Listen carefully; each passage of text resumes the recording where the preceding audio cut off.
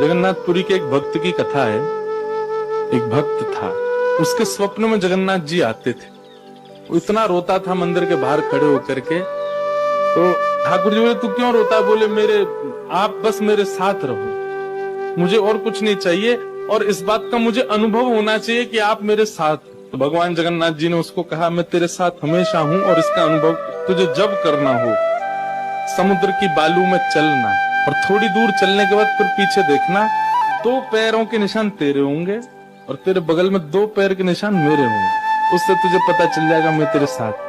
अब तो वो रोज जाता, समुद्र के तट पर चल के देखता, थोड़ी दूर चलता तो 2 पैर के निशान उसके और बगल में छोटे छोटे छोटे चरण भगवान के।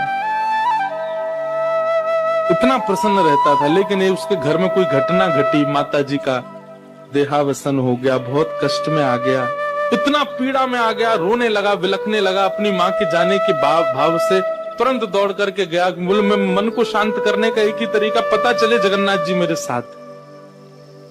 अत्यंत पीड़ा में था।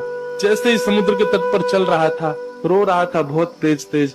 पीछे मुड़ करके उसने देखा तो 2 ही पैरों के चिन्ह थे। जगन्नाथ मंदिर के बाहर जाकर बोला, मैं समझ गया, मेरी माँ का देहावसन इसलिए हुआ क्योंकि आप मुझे छोड़ के चले गए हो। अब आप मेरे साथ में नहीं हो। आपने कुछ दिन मेरा संग किया, उसके बाद मुझे अकेला छोड़ दिया। नाथ, आप ऐसा कैसे कर सकते? मुझसे क्या अपराध हुआ? रोने लगा, बिलखने लगा। जगन्नाथ जी रात्रि में फिर स्वप्न में आए। क्यों रो रहा था?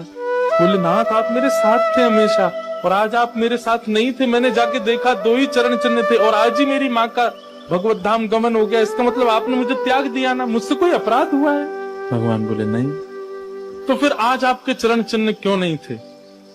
भगवान बोले, कल तक मेरे चरण चिन्ह थे क्योंकि तू भी चल रहा था और मैं भी चल रहा था, परंतु आज तू पीड़ा में आ गया तो तुझे गोद में लेके मैं ही चल रहा था। वो मेरे चरण चिन्ह, तेरे नहीं। तो मैं ही हूँ।